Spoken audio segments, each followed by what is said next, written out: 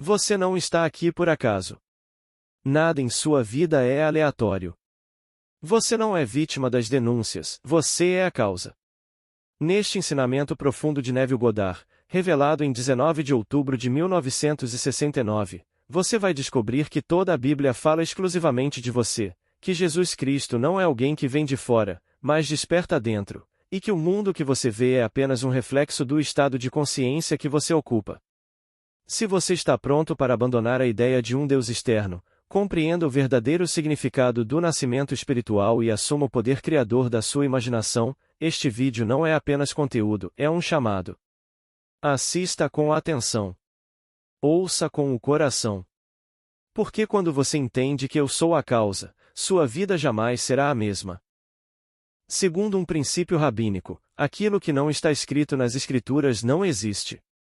A história de Jesus Cristo segue esse princípio. O autor desconhecido do Evangelho de Lucas, como todos os outros, escreveu apenas sobre suas próprias experiências. Voltando-se para sua mente disciplinada em autocontemplação, ele é Jesus voltando-se para seus discípulos e dizendo: é necessário que se cumpra em mim a Escritura, e tudo o que está escrito a meu respeito. Começando por Moisés e pelos profetas, e pelos salmos, ele lhes explicou o que constava a respeito dele em todas as Escrituras. E eles disseram uns aos outros: porventura não se ardia o nosso coração quando ele nos explicava as Escrituras? Então lhes disse: é necessário que se cumpra tudo o que está escrito a meu respeito na lei de Moisés, nos profetas e nos salmos. E abriu-lhes o entendimento para compreenderem as Escrituras. Lucas está falando do Cristo que há em vocês, pois qualquer Cristo que venha de fora é um falso Cristo, ensinado por falsos mestres. Pedro nos diz: nos últimos dias virão escarnecedores, dizendo: onde está a promessa da sua vinda? Desde que os nossos pais dormiram, todas as coisas permanecem como desde o princípio da criação. Certamente que sim. Corrupção, guerra, política suja, pobreza, tudo isso continuará para sempre nesta era, portanto, não procurem sinais da sua vinda no mundo exterior, pois esta era continuará produzindo pobreza, corrupção, guerra e coisas desagradáveis. Mas quando Cristo vier, será como um ladrão na noite. Quando menos esperarem, Cristo despertará dentro de vocês para se revelar a vocês mesmos. De muitas maneiras Deus falou antigamente aos nossos pais por meio dos profetas, mas nestes últimos dias nos falou por meio do seu Filho, pois quando o Filho aparece, revela Deus como seu Pai. Até que o Filho de Deus se revele no homem, o homem busca no exterior descobrir como as coisas são feitas, mas não consegue encontrar o Criador. Nosso mundo é obra de Deus, como nos diz o Salmo 19. Os céus declaram a glória de Deus, o firmamento proclama as obras das suas mãos. Nossos cientistas descobriram como ir à Lua, de onde retornaram com a Terra. Então, analisaram-na e descobriram que estava morta. Não importa para onde o homem vá, descobrirá que tudo está morto, pois a obra de Deus está aqui e somente aqui. Mas, por mais que sua obra seja analisada, ela não revelará seu Criador. Hoje, 3 de nossos cidadãos receberam o Prêmio Nobel por seu grande trabalho ao tentar analisar esta nossa maravilhosa Terra. Eles encontrarão muitas coisas maravilhosas sobre ela, mas jamais encontrarão seu Criador. Ele só aparece quando o indivíduo encontra o Filho, pois é o Filho de Deus quem revela seu Criador. Eu lhes digo, a Bíblia fala inteiramente sobre vocês. É a sua própria biografia espiritual. Toda criança nascida de mulher é registrada na Bíblia, não como John Brown ou Mary Smith, mas como Jesus Cristo, pois ele é o verdadeiro ser da criança, e o Antigo Testamento é um projeto profético de sua vida. Ao ler o capítulo 9 de Isaías, você pode se perguntar do que se trata, mas permita-me dizer que nada poderia ser mais verdadeiro. Ouça com atenção. Um menino nos nasceu, um filho nos foi dado, o governo estará sobre os seus ombros, e o seu nome será Maravilhoso Conselheiro, Deus Forte, Pai da Eternidade, Príncipe da Paz. Essas revelações não vêm na ordem em que os profetas as registraram, ou algum escriba as alterou, mas os nomes são verdadeiros e são revelados em perfeita ordem. O primeiro nome que lhe foi dado ao adormecer foi El Shaddai, que significa Deus Todo-Poderoso ou Deus Poderoso. Mas um dia você despertará. Agora completamente individualizado, você sentirá uma vibração tão intensa que pensará que vai morrer, mas longe de morrer, a vibração o despertará de seu longo sono. Você despertará dentro de si mesmo para descobrir que esteve sepultado ali por incontáveis séculos. Talvez não saiba como e por que chegou lá, mas eu lhe direi, você foi por vontade própria. Ninguém lhe tirou a vida, você a entregou por si mesmo. Você tem o poder de depositar sua consciência e o poder de ressuscitá-la. Você entrou deliberadamente no crânio humano e se deitou para sonhar o sonho da vida. Místicos afirmam que você tem sonhado ali por 6.000 anos. Não tive nenhuma visão que corroborasse tal intervalo de tempo, mas posso dizer que, quando aconteceu comigo, senti como se estivesse sepultado por eras incontáveis. Por um instante, me perguntei como havia chegado ali, e então me lembrei das Escrituras. Ele não está morto, mas dorme, vou despertá-lo. Um dia você também ouvirá a voz do Filho de Deus e despertará do seu sono de morte, pois quando Deus enviar seu Filho ao seu coração clamando, Pai, você o ouvirá e despertará do seu longo sono autoimposto. É preciso um poder imenso para que o Deus Todo-Poderoso se comova e desperte para encontrar o símbolo do seu nascimento na figura de uma criança. Você pode pensar que a criança que nasce e o filho que lhe é dado são a mesma coisa, mas não são. O filho aparece 139 dias depois. É ele quem o revela como Deus, o Criador e Formador de tudo. Antes desse momento, você, como um cientista, busca fora de si a causa de toda a vida, mas quando Davi, o Filho unigênito de Deus, surge de dentro de você e o chama de Pai, você encontra a causa. E quando seu Filho o revela como Pai, a causa de toda a vida, você carregará o nome de Pai Eterno. Agora, a terceira grande revelação é a do maravilhoso Conselheiro. E nas Escrituras, o maravilhoso Conselheiro é associado a uma serpente.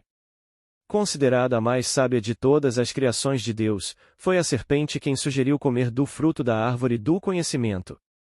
E quando lhe disseram que morreria, a serpente respondeu: Não, você não morrerá de verdade. Pois Deus sabe que, no dia em que dele comer, seus olhos se abrirão e você será como Deus, conhecendo o bem e o mal.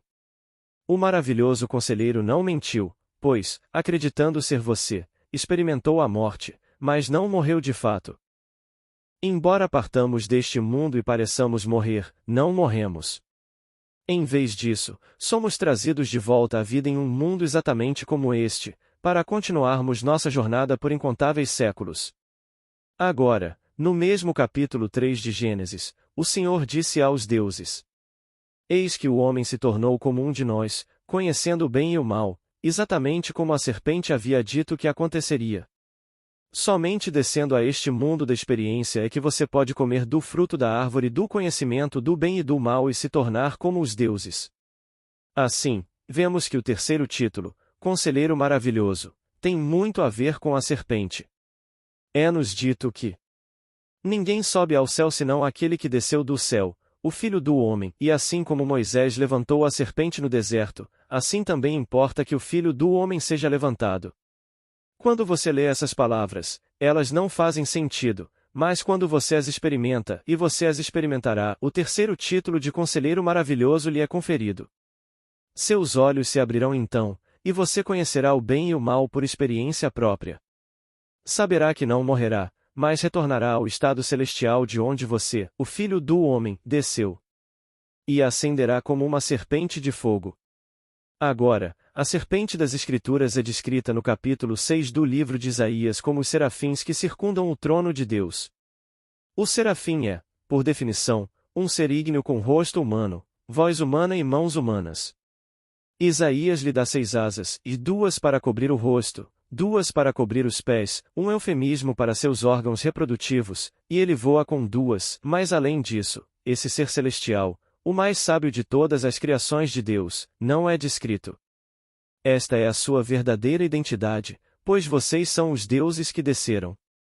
Você não é uma pequena ameba que saiu da lama, você desceu do céu e se esvaziou de tudo o que era para assumir as limitações e fraquezas da carne humana. Você não finge ser homem, você se tornou homem ao assumir a pobreza, embora fosse rico. Você assumiu a fraqueza, embora fosse forte. Você, um ser infinito, assumiu todas essas coisas para vivenciá-las. O mundo inteiro proclama a sua glória, mas somente aqui, nesta pequena terra, esta obra maravilhosa é revelada. Antes de virmos para cá, éramos irmãos, e um dia despertaremos e retornaremos à nossa irmandade como Deus Pai, da qual todos os irmãos precisam se unir para formar. Agora, o quarto título, Príncipe da Paz, é enviado na forma de uma pomba. Isso não acontece fisicamente com você, e quando acontece, você é o único que sabe. Leia atentamente o primeiro capítulo, versículo 10 do Evangelho de Marcos, e verá que somente aquele sobre quem a pomba desceu teve consciência disso. Quando ele saiu da água, logo viu os céus se abrirem e o Espírito descer sobre ele como uma pomba. Você está destinado a ter essa experiência quando o quarto título, Príncipe da Paz, lhe for conferido. Você portará os 4 títulos, ao fazê-lo, cumprirá as Escrituras. Tendo-as predito, você veio para cumpri-las dentro de si. O testemunho de Jesus é o espírito da profecia, e o nome pelo qual ele é chamado é a Palavra de Deus. Ele é a Palavra de Deus que não pode voltar para Deus vazia, mas deve cumprir o seu propósito e prosperar naquilo para o qual foi enviada. Tu és a Palavra de Deus que estava no princípio. Tu não apenas estavas com Deus, mas eras Deus. Então, dividiste-te em muitos filhos, e todos os filhos são necessários para formar o Pai. Você veio a este mundo para vivenciar seus horrores, não para mudá-los. Nossos políticos prometem eliminar a guerra e a pobreza, mas admitem ter vendido mais de 13 bilhões de dólares em armas convencionais para nações assoladas pela pobreza, assim como o mundo comunista. Nossos políticos forçaram nações que não têm condições de se alimentar a comprar o que estamos produzindo. Então, com um olhar piedoso, peça às pessoas que assinem documentos para acabar com a guerra. Mas você não pode impedi-la. Este mundo nunca foi feito para ser diferente do que é: um mundo de pobreza, um mundo de guerra, um mundo de política suja, um mundo de corrupção. Basta ler os jornais e você verá o que está acontecendo nos altos escalões. Você não vai mudar isso, vai continuar acontecendo porque a história de Cristo é uma história de redenção. Ele se redime elevando-se deste mundo num movimento espiral. Este mundo se baseia em um princípio circular que se repete indefinidamente, enquanto a redenção se baseia em um princípio espiral. Ao romper com a roda da recorrência, a pessoa ascende em um movimento espiral, como os serafins, e é redimida. Diz-se que, assim como o relâmpago brilha do Oriente ao Ocidente, assim será a vinda do Filho do Homem. As pessoas procuram raios que caiam do lado de fora, mas eles caem do lado de dentro. Sua cabeça é o Monte das Oliveiras, e seu corpo é aquilo que se divide de leste a oeste. Uma metade se move para o norte enquanto a outra metade se move para o sul, deixando um grande vale. Na base da sua coluna, você verá uma poça de luz dourada, líquida e pulsante, que é o sangue de Deus. Fundindo-se a ela, você acende ao seu crânio como uma serpente de fogo, e seu crânio reverbera como um trovão. Estou lhe dizendo o que você vai vivenciar, quer aceite ou não, e sei que você jamais irá refutar isso. Eu o despertei, momentaneamente, mas você pode voltar a dormir e continuar seu sonho, do qual você é o único autor. É muito fácil se deixar levar pela realidade que você mesmo está criando, mesmo que o que você veja o assuste. Você pode ter muitos horrores em seus sonhos e acreditar que o que está vendo é uma realidade externa e fora do seu controle, mas somente você está escrevendo o roteiro. Você já teve um sonho em que estava morrendo de medo, sem saber que era a causa disso? A mesma coisa acontece no sonho acordado, mas o homem não sabe que isso também é um sonho até despertar dele da maneira que lhe descrevi. Certa noite, enquanto você dorme, algo despertará e você acordará em seu próprio crânio. Você sabe que é sua sepultura, onde somente os mortos são colocados, mas você sabe que está bem vivo. Alguém deve tê-lo considerado morto para tê-lo colocado ali, ou você pode ter entrado voluntariamente e adormecido tão profundamente que outros pensaram que você estava morto. Mas, quando o tempo se cumpriu, você ouviu o clamor do Filho de Deus, que o despertou, e, ao sair daquele túmulo, você nasceu de novo. Isso é essencial, pois, a menos que você nasça de novo, não poderá entrar no reino de Deus. Todos estão neste mundo porque nascem debaixo do ventre da mulher, mas, enquanto aqui estão, devem nascer de cima do crânio. Aquilo que emerge não tem mãe, nem pai, nem princípio nem fim dos dias, pois aquilo que nasce do crânio tem consciência de ser o Criador de tudo. Você descobrirá esta grande verdade somente quando o Filho de Deus estiver diante de você e o revelar a si mesmo. Este minúsculo planeta parece apenas um ponto quando visto do espaço sideral, contudo, é tão importante, pois somente aqui pode este experimento biológico, que expande o poder e a sabedoria de Deus, ser acolhido.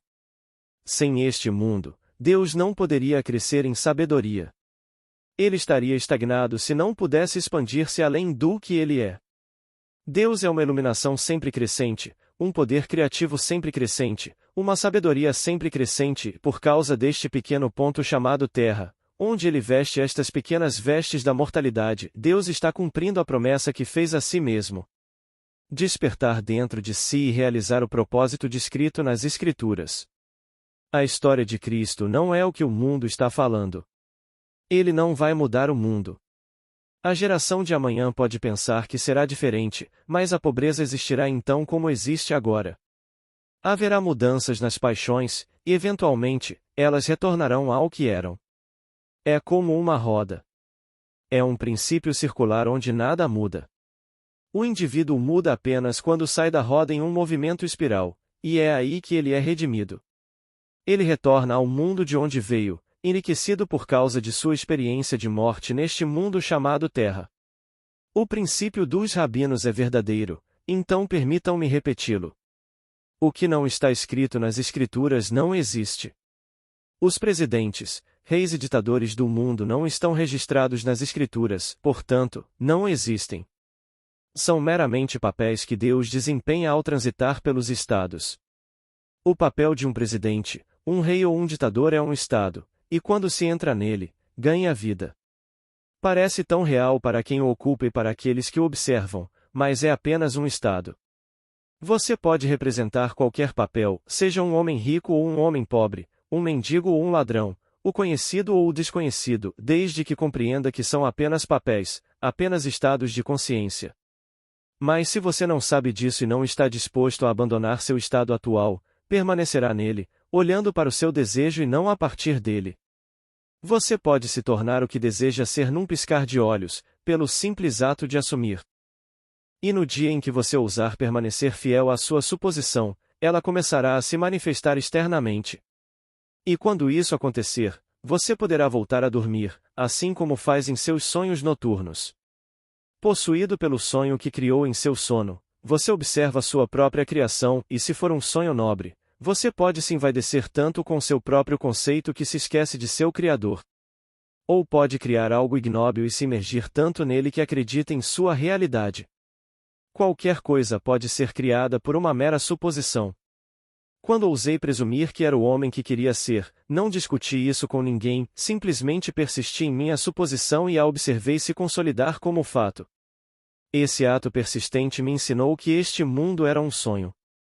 Meu irmão mais velho, aos 18 anos, não tinha dinheiro nem perspectivas de conseguir algum. Mas ele tinha um sonho. Sonhava em ser dono de um prédio que abrigasse a empresa da família. 2 vezes por dia, a caminho do trabalho e na volta, ele parava em frente a um prédio que ocupava um quarteirão inteiro na parte mais larga da rua principal, e ali imaginava ver as palavras Godard em Sons na marquise. Ele persistiu nessa prática por 2 anos, até que um dia um completo estranho comprou o prédio para a família, confiando que eles o pagariam de volta ao longo de 10 anos. Aquele prédio, que se tornou a base do crescimento da nossa família, começou na imaginação do meu irmão. Sem nada externo a que se voltar, meu irmão teve a coragem de imaginar e acreditar que sua imaginação criaria a sua realidade. Hoje, acho que não seria possível comprar a família por milhões, porque o faturamento bruto deles no ano passado ultrapassou os 30 milhões de dólares. Faça como meu irmão fez e descubra a profundidade de Deus em você. Teste sua imaginação, pois não há outro Deus. Se você o testar e descobrir que é Ele quem cria todas as coisas, produzindo provas tangíveis de sua realidade no que você fez, então ninguém poderá convencê-lo de que o ocorrido foi uma coincidência. Meu irmão viveu e construiu sua fortuna com base na imaginação. Claro, tendo criado uma empresa tão vasta, ele pode ir dormir e acreditar que seus 1000 funcionários são a causa de sua incrível riqueza. Todos nós tendemos a esquecer que somos os criadores de tudo o que acontece, esquecendo, culpamos nossos sonhos. O mundo é você projetado para fora, mas é tão fácil culpar um aspecto de si mesmo em vez de culpar você, o criador do sonho. Aprenda a usar sua imaginação conscientemente, pois ela não o decepcionará neste nível nem em um nível superior. Mas você não pode partir deste mundo mudando seus pensamentos. Isso acontecerá na plenitude do tempo, quando o Pai adormecido em você começar a despertar. Então ele o despertará, e quando isso acontecer, você, Deus Todo-Poderoso, receberá o nome e carregará os poderes especiais de Pai Eterno, Conselheiro Maravilhoso e Príncipe da Paz. E seu reinado não terá fim, pois você saberá que é o Jesus Cristo que os homens adoram exteriormente. Os ministros deste mundo falam sobre a sua vinda, tentando interpretar sinais exteriores. Mas eu lhes digo: Jesus não vem no fim da história da humanidade, pois ele vem individualmente. Esta noite, um de vocês poderá experimentar a sua vinda. Ninguém sabe, a não ser o Pai que habita em vocês. Desde que o Pai adormeceu, todas as coisas permanecem como desde o princípio da criação. Portanto, não busquem mudanças exteriores. Quando os políticos prometerem mudanças, não discuta, sorria como tem feito ao longo dos séculos, sabendo que eles não vão mudar nada. O mundo é composto por infinitos estados nos quais o homem cai sem perceber ou deliberadamente, como aconteceu com meu irmão. Ele era um menino pobre que deliberadamente ascendeu ao estado de riqueza. Sem saber como isso aconteceria, ele simplesmente persistiu em sua suposição e ela se cristalizou em realidade. Você gosta do que o espelho reflete do que sua história lhe conta? Se não é aquilo com que você gostaria de conviver, não o aceite. Em vez disso, olhe para o espelho da sua mente e assuma que você é aquilo que deseja ser. Ao declarar que você já é isso, não desvie o olhar e não esqueça a imagem refletida ali, mas persista nessa crença. Viva nessa consciência amanhã, tarde e noite como se fosse verdade, e nenhum poder poderá impedi-lo de experimentar essa verdade. Este é um mundo de efeitos, como nos é dito no Evangelho de Tiago. Se você se olhar no espelho e, ao se ver, desviar o olhar e esquecer a sua aparência, continuará perpetuando seu estado desagradável. Mas se você olhar para o âmago da sua mente, vendo o que deseja ver, continuar pensando a partir desse estado, verá o reflexo disso no seu mundo. Então, um dia, você deixará este mundo e retornará ao mundo de onde veio, pois você é o Elohim, o Deus mencionado nas Escrituras. Não tenha medo de reivindicar seu direito de primogenitura. Um Deus exterior nunca existiu, portanto, não faça pequenas imagens dele e as cole na parede para adorá-lo. Existe alguma cruz ou imagem de Jesus Cristo no mundo que não tenha sido feita por um homem? Não existe descrição de uma pessoa chamada Jesus Cristo, contudo, há inúmeras imagens dele por todo o mundo cristão, e as pessoas se curvam diante daquilo que foi feito por mãos humanas. Leia o Salmo 115 e veja o que o salmista disse sobre qualquer imagem a qual se curva como se fosse um poder que pode ajudar ou atrapalhar. Tem boca, mas não falam, olhos, mas não veem, ouvidos, mas não ouvem, nariz, mas não cheiram, mãos, mas não apalpam, pés, mas não andam, e não sai som algum da sua garganta. Os que os fazem são como eles, e todos os que neles confiam. Se alguém disser, eis ali, ou, e ei-lo, não acreditem, porque, quando o Pai de toda a vida se manifestar, vocês o conhecerão, porque serão um com ele. A Bíblia fala inteiramente de você, e você está aqui, no quadro final, para cumprir aquilo que ditou antes de vir à Terra. Os profetas que você inspirou foram apenas instrumentos de revelação. E o Filho de Deus, por sua própria natureza, revela Deus como seu Pai. Portanto, quando o Filho unigênito de Deus se apresenta diante de você e o revela como seu Pai, você não é Deus o Pai. Sei disso por experiência própria. Não estou especulando. Não estou teorizando. Não ouvi isso de ninguém, nem me ensinaram. Assim como Paulo, isso veio por meio de uma revelação do verdadeiro significado de Jesus Cristo. Está tudo nas Escrituras e todos experimentarão isso. E quando tirarmos essas vestes e ressuscitarmos, você e eu, como irmãos que retornaram, estaremos em êxtase, pois todos teremos o mesmo filho. Se o seu filho é meu filho, e o nosso filho é filho dele, não somos um só pai. Não há múltiplos filhos, apenas um. Somos todos indivíduos. Jamais perderemos nossa individualidade, mas somos um em espírito porque temos um só filho, portanto, somos irmãos que, juntos, formam Deus Pai. As Escrituras se baseiam no princípio de que o verdadeiro homem veio a este mundo para cumprir sua missão. Tudo o que é dito sobre o verdadeiro a você é na lei de Moisés, nos profetas e nos salmos, deve e irá se cumprir. É um prazer e um privilégio abrir sua mente para que você possa compreender as Escrituras. Isso é tudo o que vim lhe dizer. Mas você nunca entenderá verdadeiramente minhas palavras até que as experimente, e você as experimentará. Nesta história não existe aristocracia de privilégios. Somos todos um. Ninguém é melhor que ninguém. Despertei do sonho da vida. Agora, só espero que os outros despertem. Nada desejo mais do que o despertar de todos, pois sem todos, o Pai não está completo. Por isso, conto minha história repetidas vezes até que todos a ouçam e depositem toda a sua esperança nesta maravilhosa história que um dia há de romper dentro deles. Agora, vamos entrar no silêncio.